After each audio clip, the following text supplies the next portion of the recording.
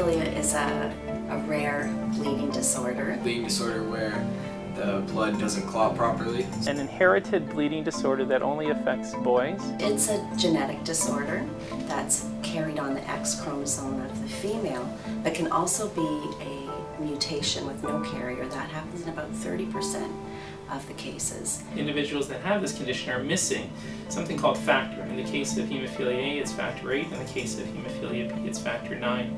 And so as a result of missing this critical factor, or not having enough of it, their blood just does not clot very well. And so as a result, they have a tendency to bleed throughout their life. Quand les gens me demandent que c'est quoi l'hémophilie, je leur réponds que c'est juste que mon sang il coagule pas, puis ils comprennent d'habitude ce que ça veut dire.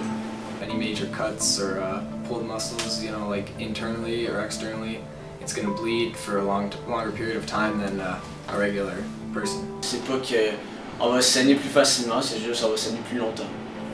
People who don't have hemophilia that find out that I work in hemophilia, their myths are usually that someone's going to cut themselves shaving and bleed to death.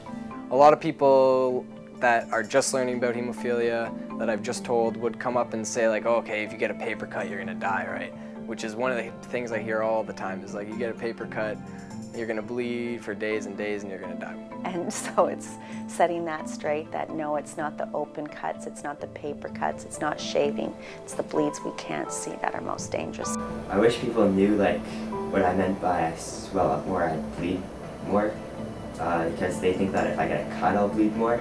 When really if I get punched or something, I'll swell up more than the other person. Stuff like that, I would like people to understand it better, because a lot of people will treat you like differently just because they want to protect you, or they're scared to be around you because they think that if you get hurt, then you're gonna die, so stuff like that. So it is a bleeding disorder, and it's a reasonably common bleeding disorder, but it only affects boys.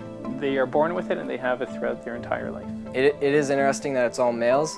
So, like, if you see a female with hemophilia, that's extremely rare. Genghis Khan, I think he had hemophilia, and that was like surprising because I think he was a warrior. It's called like a royal disease.